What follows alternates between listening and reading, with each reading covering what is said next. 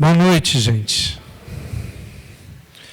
Uma alegria voltar a essa casa, principalmente para estudar um livro tão importante, Vinha de Luz, psicografado por Chico Xavier, pelo Espírito de Emmanuel, inspirado pelo Espírito de Emmanuel, que era o protetor de Chico Xavier e que também conviveu com os primeiros cristãos e teve várias experiências reencarnado como padre. Inclusive o nome Emmanuel é do padre Manuel da Nóbrega. Então, desde o início aqui do Brasil, ele estava aqui catequizando, tentando ensinar cristianismo para os povos brasileiros. E hoje nós vamos estudar o capítulo 9, A Luz Segue Sempre.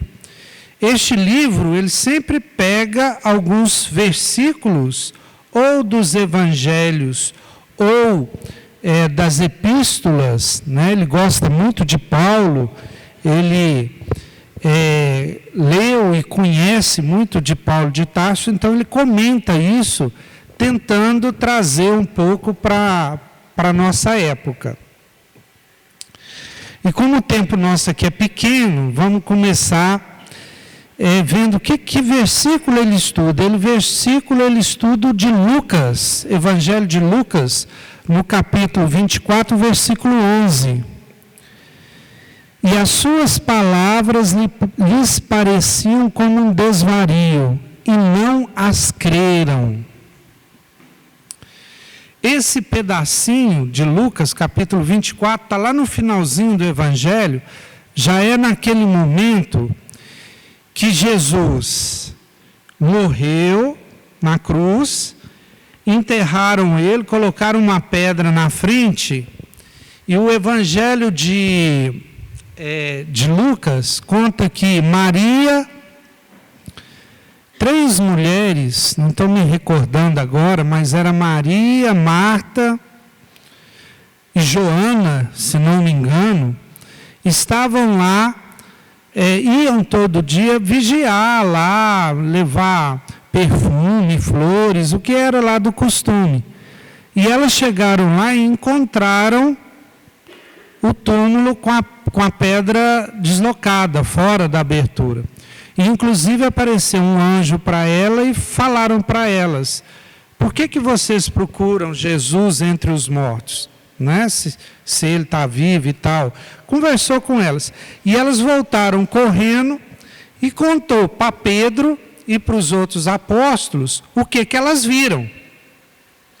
E aí, no momento que elas contaram, no Evangelho de Marcos tem essa frase aqui, e as suas palavras lhes pareciam como desvario, e não as creram. Inclusive antes, o versículo anterior, aqui no versículo anterior, o 24:10, tem o nome delas, As que contaram estas coisas aos apóstolos foram Maria Madalena, Joana e Maria, mãe de Tiago, e as outras que estavam com elas. Então o Evangelho até nomeia 3 das mulheres. Então vamos ver o que Emmanuel fala dessa frase. E suas palavras lhes pareciam um desvario, uma loucura, e não as creram. Então vejam só, os apóstolos, inclusive Pedro e os outros, não creram nas mulheres que viram o anjo, que falaram que Jesus tinha ressuscitado, e ainda falou, o anjo me parece que fala assim, ele não falou lá em Jerusalém que 3 dias depois de ser morto ia voltar? Lá em Nazaré? Então, é essa fala que Emmanuel vai analisar. E Emmanuel começa assim, primeiro parágrafo. A perplexidade surgida no dia da ressurreição do Senhor ainda é a mesma nos tempos que passam. Sempre que a natureza divina e invisível, ao olhar comum dos homens, se manifesta suas gloriosas mensagens. Então, o que Emmanuel está falando? Que até hoje, quando acontece alguma coisa que ele chama aqui de natureza divina e invisível, que é manifestação dos espíritos, os dito, entre aspas, milagres, né? Curas que acontecem, alguma manifestação do invisível. O invisível aqui são os espíritos que não conseguimos enxergar com os olhos materiais. Então ele fala que até hoje, quando isso acontece, é tido como loucura. É tido como uma coisa que não é verdadeira, que não é séria.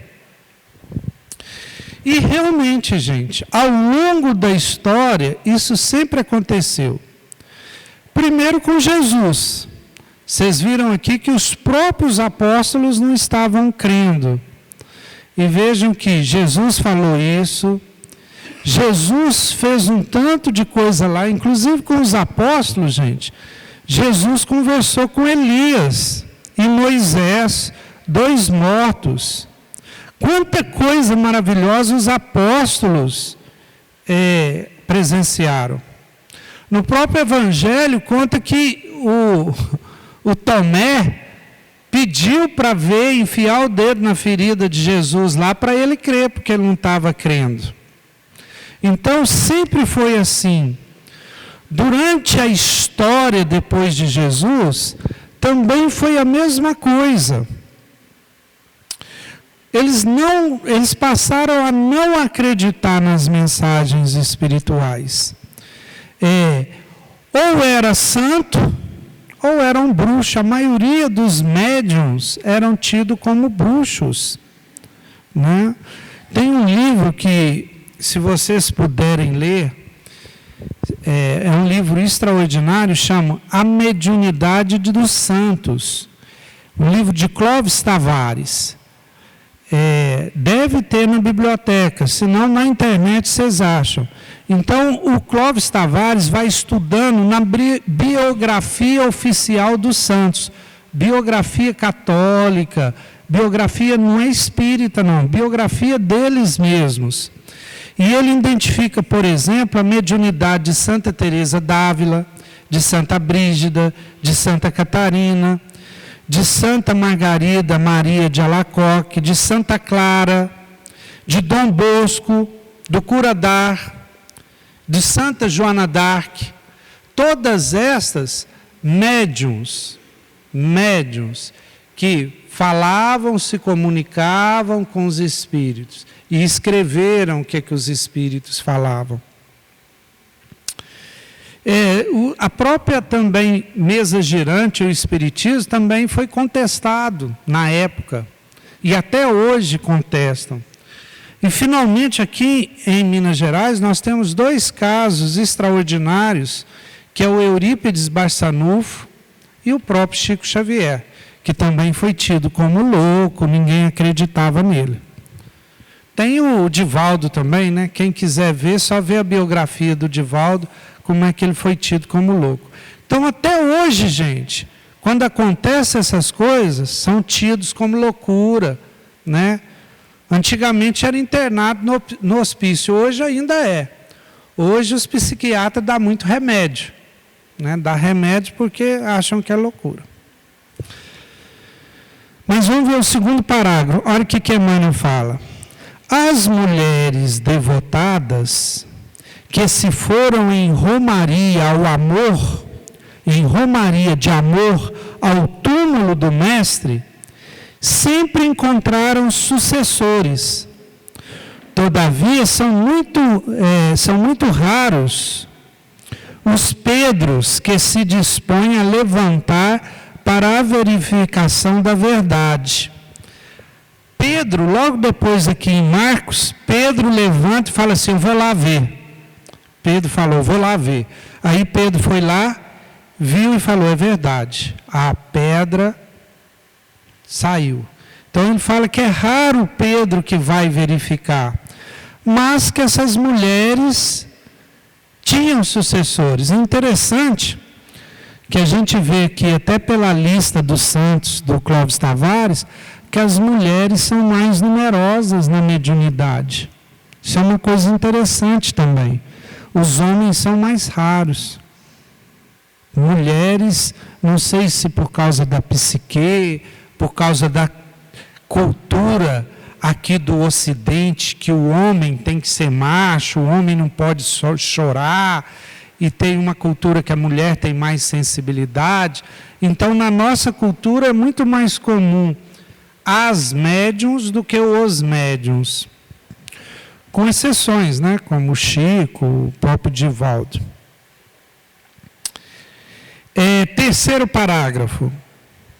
Em todos os tempos, os transmissores das notícias do além-túmulo peregrinaram na terra, quanto hoje. Então, gente, Deus nunca deixou a terra órfã. Sempre teve médiuns aqui na terra para orientar a mediunidade. E aí tem um livro extraordinário, que é um livro que eu gosto muito, eu até trouxe ele para mostrar para vocês, O Espírito e o Tempo, de Herculano Pires, Introdução Antropológica ao Espiritismo, que é um livro que eu recomendo a todos lerem. Porque é o seguinte, palestra é excelente, é ótimo, vai despertando a gente, despertando a curiosidade, mas para a gente aprender mesmo, eu vejo dois caminhos. Ou a leitura, a gente pegar os livros e ler e entender mesmo, ou os grupos de estudo, que tem vários grupos de estudo, inclusive nessa casa, estudo do Evangelho, estudo do Livro dos Espíritos, que é estudo assim, que não é uma palestra com um tema só, mas é o estudo que você começa desde o comecinho e vai até o final, porque aí esse conhecimento vai começando a fazer parte de você. Esse livro aqui eu considero talvez a melhor obra do Herculano Pires. Já ouviram falar do Herculano Pires? Quem aqui já ouviu? Levanta a mão. Umas 4 pessoas só. Herculano Pires era filósofo paulista e o próprio Emmanuel falou que ele foi o maior metro que mediu Kardec. Ele é um espírita extraordinário do século passado, do século XX, tem vários livros, eu considero esse aqui o melhor. Quem quiser começar a ler com esse aqui. E o que ele vai falar? Ele vai falar da história do planeta Terra e exatamente como é que sempre teve mediunidade. Inclusive aqui, ele fala que a mediunidade está na origem de todas as religiões. E a gente concorda com ele. Porque se você pegar, por exemplo, a religião judaica cristã, que é a nossa, né, que a gente veio, inclusive você pôr o espiritismo, você acaba colocando ele no cristianismo, como sucessão, consequência. O que a gente tinha lá no Antigo Testamento? O profeta. O que é o profeta? É o médium. Aqueles profetas todos, inclusive o próprio Moisés, o que Moisés fez com os 10 mandamentos? Psicografou. Foi uma psicografia. Ele subiu no monte lá e psicografou os mandamentos. Né? Na própria Antigo Testamento, eu peguei um pedacinho aqui, ó, Deuteronômio 18:18. Eu não gosto de ficar citando Bíblia, não, né? Inclusive o Antigo Testamento, porque a gente sabe que a Bíblia, principalmente o Antigo Testamento, muito do que está lá é história do povo judeu, é história do povo hebreu. Não é realmente uma mensagem do alto, alguma é, igual os 10 mandamentos são, mas muita coisa lá é história do povo hebreu. Mas olha o que está escrito aqui nesse versículo do Deuteronômio. 18:18, onde Deus disse, abre aspas, eis que lhe suscitarei um profeta do meio de seus irmãos como tu, e eu porei minhas palavras na sua boca, e ele lhes falará tudo o que eu lhe ordenar. Então, os profetas sempre existiram. E era chamado profeta aqui nessa religião. Se você vai lá para, por exemplo, os gregos, eles também tinham os profetas deles. Eram chamados oráculos. Se você for na China, também tem. Se você for no Egito, também tem. Na Idade Média, você tinha os santos, né? Alguns chamados de bruxos, também tinha médios. Ou seja, a mediunidade esteve ao longo de toda a história da humanidade. E isso é um fato. Né? É um fato científico, é um fato. Tem que ser estudado, como o Espiritismo propõe estudar. Então, quem puder, leia esse livro que eu acho extraordinário. Vamos para o próximo, 4º parágrafo. As escolas religiosas deturpadas, porém, somente em raras ocasiões aceitaram o valioso concurso que se lhes oferecia. Isso é muito interessante. As religiões, depois que se estruturam, elas vão perdendo, né, esse aspecto de ligação com o mundo espiritual. O próprio cristianismo, por exemplo, Jesus começa de uma forma muito clara essa comunicação mediúnica.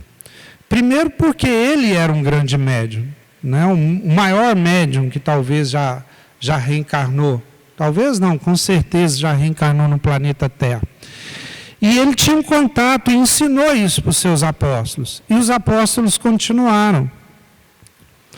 Tanto é que no Atos dos Apóstolos, Paulo, por diversas vezes, ensina os primeiros cristãos lá a terem as reuniões espirituais. Na época chamada reuniões pneumáticas, pneuma do grego, que significa exatamente alma. Então, eram as reuniões de contato espiritual. Paulo ensina várias coisas ali, falar em línguas, profetizar. Inclusive, dessa tradição é que surgiu depois a igreja carismática, que volta a ter esses tipos de manifestação. Só que o seguinte, o médium, ele sempre desafia o poder do mundo aqui.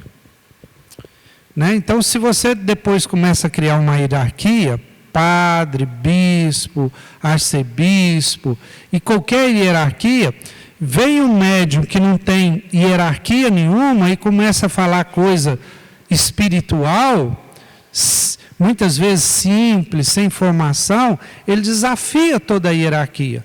Então o médium foi sendo banido do início lá da igreja católica, ou igreja cristã, que depois se transformou em catolicismo, que depois teve a primeira cisma, depois o protestantismo, e virou esse tanto de religiões. Mas sempre tinham essa figura, e até hoje tem essa figura do médium, do profeta, etc. Bom, 5º. Nas épocas passadas, todos os instrumentos da revelação espiritual, com raras exceções, foram categorizados como bruxos, queimados na praça pública, e ainda hoje são tidos por dementes, visionários, feiticeiros. Então, até hoje tem essa índole sobre os médiuns, e que não são nada disso, são seres humanos como a gente, e que você nem pode endeusar, pôr ele como um anjo, um super-homem, nem também colocar como um bruxo, como um ser do mal, como um feiticeiro. Eles simplesmente têm uma capacidade de ouvir ou ver espíritos e transmitir para nós. E a gente já sabe que existem espíritos inferiores a nós e espíritos mais evoluídos. Sexto, é que a maioria dos companheiros da jornada humana vivem agarrados aos inferiores interesses de alguns momentos, e as palavras de verdade imortalista sempre lhes parecem um consumado desvario. Então agora, Emmanuel fala exatamente da origem disso. Por que que isso acontece? Por que que quando há uma manifestação a gente não acredita? A gente coloca que é loucura. E o mundo ainda acha que o espiritismo é loucura, que os fenômenos mediúnicos é loucura, que o Chico Xavier inventava tudo aquilo, por mais difícil que seja. E vocês vão ouvir isso diversas vezes de todo tipo de pessoa. Por quê? Porque o mundo ainda tem interesses inferiores. O que Emmanuel chama de interesses inferiores? Quem imagina que interesses inferiores são esses? Não é interesse assim maligno, não. Matar outras pessoas, ferir, crueldade, nada disso. Interesse inferior, infelizmente, quase todos nós aqui, se não todos, ainda temos. É interesse ainda baseados no agora, na temporalidade, nesta vida. São interesses imediatos ou interesses um pouquinho mais do que imediatos, pensando daqui 1 ano ou 2. A gente ainda não tem interesse baseado na imortalidade, baseado na atemporalidade, na eternidade. Nossos interesses muito aqui são o que eu vou comer, o que eu vou beber. Então, material, pensando no nosso corpo físico. E aí, para ter o material, a gente pensa no dinheiro, porque o dinheiro compra tudo. Então, nossos interesses giram em torno desse mundo aqui, que é o mundo que a gente conhece. Infelizmente, a gente não tem essa visão ao longo. Por exemplo, eu vou falar uma coisa aqui que todos vocês sabem, todos, a não ser que tenha alguém aqui que realmente demente, que não tem consciência. Mas ninguém vive sabendo disso. Ou seja, todo mundo, todos nós vivemos ignorando isso. Vocês sabiam que todos aqui vão morrer? Ou alguém acha que vai viver nessa matéria para sempre? Todos nós aqui vamos morrer, gente. E o pior, ninguém sabe quem vai primeiro. Você olha alguém ali, velhinho, e fala, não, ela vai primeiro. Vai nada. Acontece um câncer aí, você vai daqui a poucos meses. Acontece um acidente, você vai amanhã.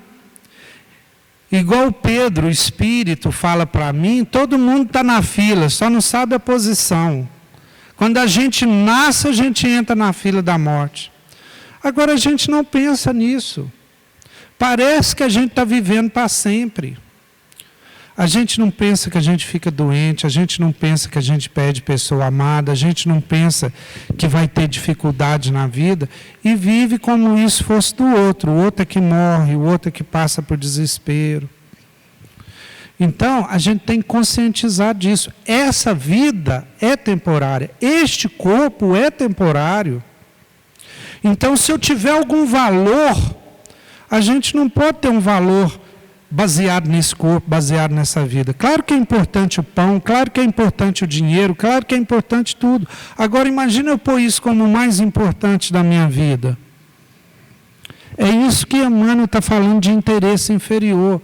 Porque se a gente tivesse um interesse baseado na eternidade, a gente ia valorizar mais a amizade, a gente ia valorizar mais os nossos pais, os nossos filhos, a gente ia valorizar o tempo que a gente vive. A gente não ia viver nessa loucura que a gente vive só para conseguir mais e mais e mais dinheiro, que é o que a maioria faz. Então é isso que Emmanuel está falando. Ó. A maioria dos companheiros da jornada humana vivem agarrados a interesses inferiores. De alguns momentos, ainda fala assim, de valores inferiores, interesses inferiores de algum momento. Porque não dura para a eternidade. E as palavras que falam da eternidade, o Espírito que vem e fala da eternidade, como Emmanuel e outros espíritos, como o Espiritismo, parece loucura. Vocês estão fora do mundo, vocês vivem na nuvem. Isso aí não tem nada a ver. E aí é que surge, por exemplo, a questão da ética, quando reflete, por exemplo, em valores morais, em valores espirituais, em valores para a eternidade, como alguns que eu citei aqui. Último parágrafo de Emmanuel, 7º. Entregues ao efêmero. O que é o efêmero? Quem sabe o que é efêmero? O significado da palavra efêmero? Passageiro. Passageiro não é o motorista e o passageiro do ônibus, não. Passageiro é o que passa. Aquilo que é efêmero. Efêmero, por exemplo, é uma luz de uma vela. Apaga. É efêmero. Então, olha só. Entregues ao efêmero. Entregues ao passageiro. A gente entrega a nossa vida aquilo que é efêmero. Aquilo que passa. Aquilo que muda. Aquilo que não tem valor verdadeiro. Entregues ao efêmero, não creem na expansão da vida dentro do infinito. Não creem na expansão da vida dentro do infinito e da eternidade.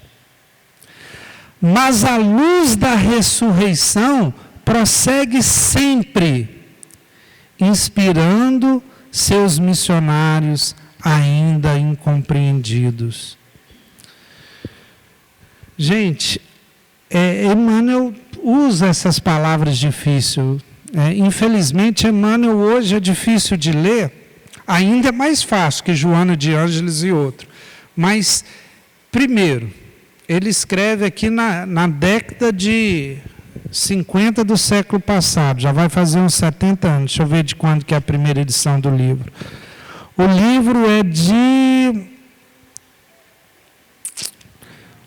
esse aqui que é a 27ª edição, que já é 282 a 289 milheiro, é de 2008. Aqui, 1952.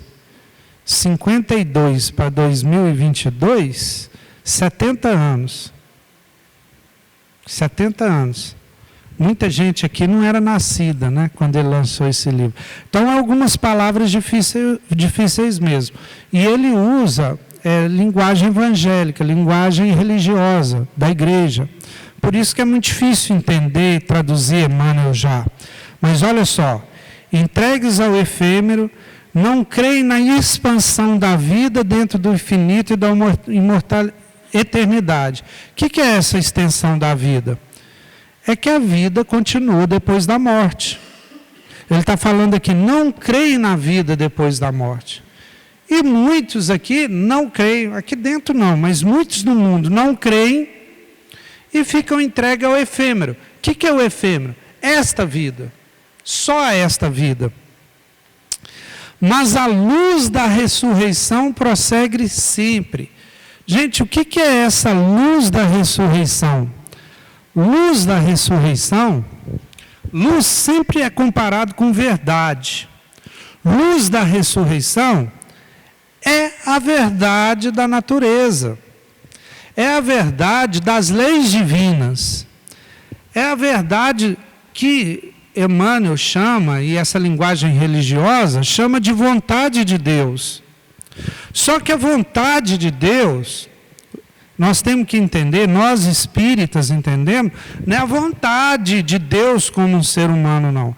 É a vontade de um ser muito além do ser humano, que é o Criador do universo e a suprema inteligência. Então ele nunca erra, ele é perfeição. O que é a vontade dele? As leis do universo. Então as leis físicas que controlam o universo, como a gravidade, é a vontade de Deus. Ele quis assim, que houvesse gravidade e que os planetas girassem em torno do Sol e as galáxias girassem. Isso é vontade de Deus. Assim como é vontade de Deus que a vida surgisse no universo inteiro, não só no planeta Terra. E é vontade de Deus que a gente crescesse em inteligência, em amor, e chegasse cada vez mais perto da sabedoria plena que Ele é. É vontade de Deus que a gente evoluísse até Ele. É vontade de Deus que a gente descobrisse o amor. Isso é vontade de Deus, as leis divinas, físicas, morais e espirituais. E essa vontade divina não vai mudar, porque eu não creio nela. A lei da gravidade não vai se alterar, porque eu não creio nela.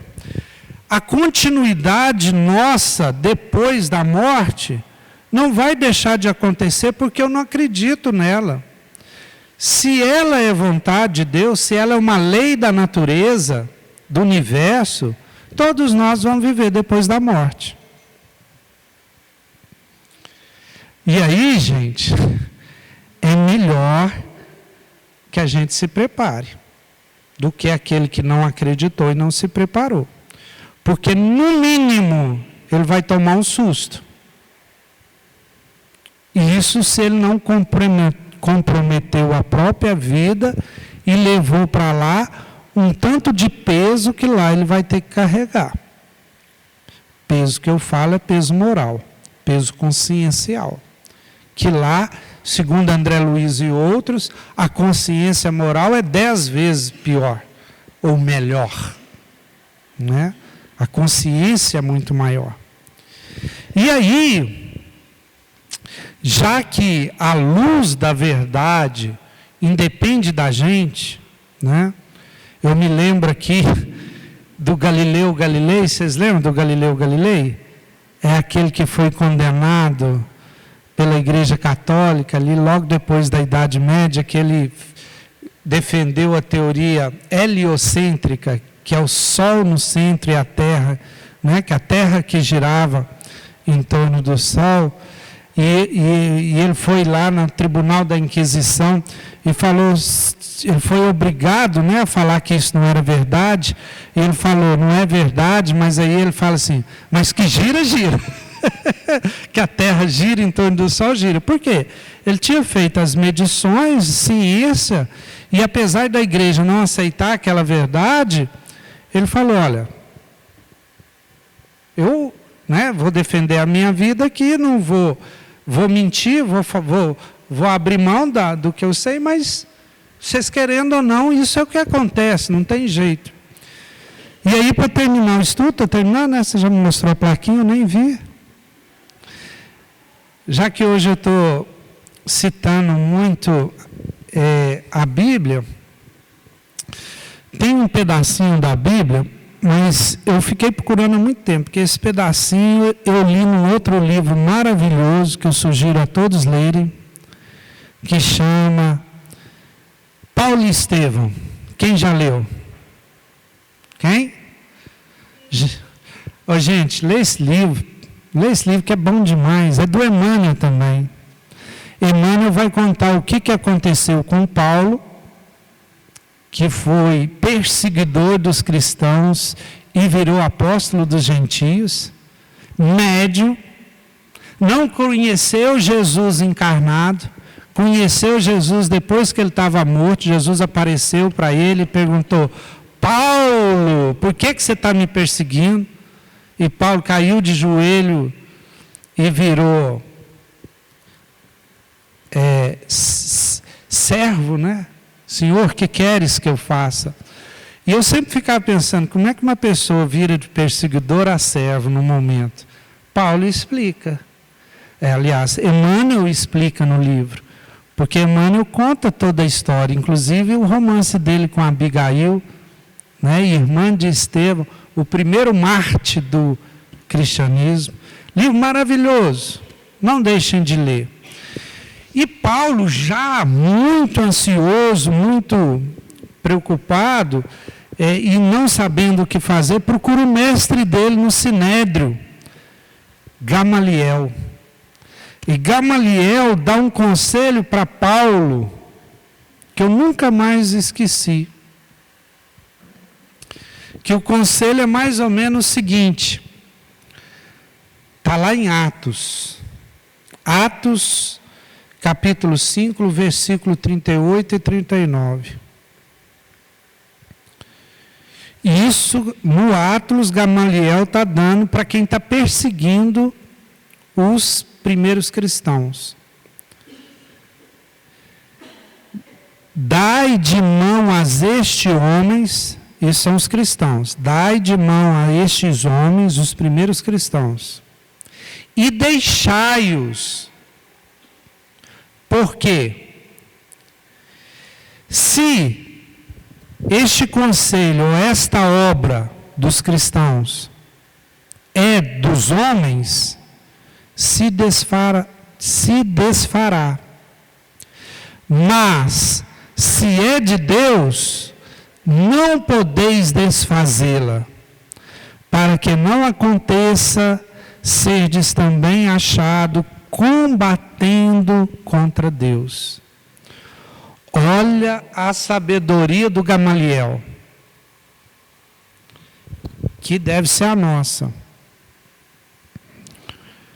que é um pouco do nós mineiro, falaria assim, ó, cuidado e caldo de galinha, né? Não é cuidado não, a gente fala como é que é outra palavra? Não faz mal a ninguém, a gente ter cuidado, ter prudência, né? O Gamaliel fala assim, ó, não combate esses cristãos não, porque se o cristianismo é dos homens, vai cair por ele mesmo. Mas se o cristianismo vem de Deus, vocês não vão conseguir combatê-lo e depois vão passar para a história como perseguidores. Vocês estavam do lado errado da história.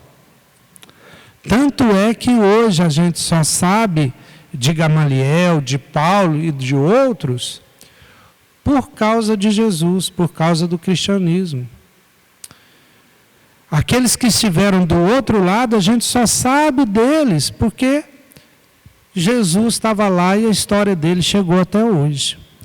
Então é o seguinte, gente, se a imortalidade da alma é de Deus, se é Deus que manda essas revelações, seja no espiritismo, no catolicismo, em qualquer religião, nos alertando, como nos alertou em toda a história da humanidade, e hoje nos alerta também através de Chico Xavier, vamos seguir esse conselho de Gamaliel, porque se é de Deus, vamos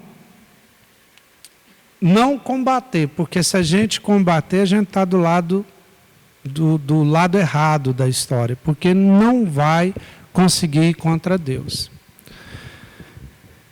E assim, eu sempre fui muito cético, e só fui convencido a essas evidências, a esses fatos mediúnicos, porque estudei muito, li muitos livros, né? Verifiquei muito, inclusive a história de médiuns. E eu fui convencido pelos fatos da reencarnação, da imortalidade da alma, da possibilidade dos espíritos comunicarem com a gente. E a partir daí, eu tive segurança para transformar e mudar a minha vida. Hoje eu posso dizer que a minha vida hoje não é fundamentada só nesta vida. Eu não vivo só para essa vida.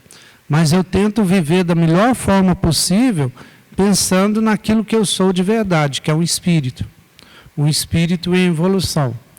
E aí você muda o jeito de você encarar a dor, o sofrimento, as dificuldades, os outros.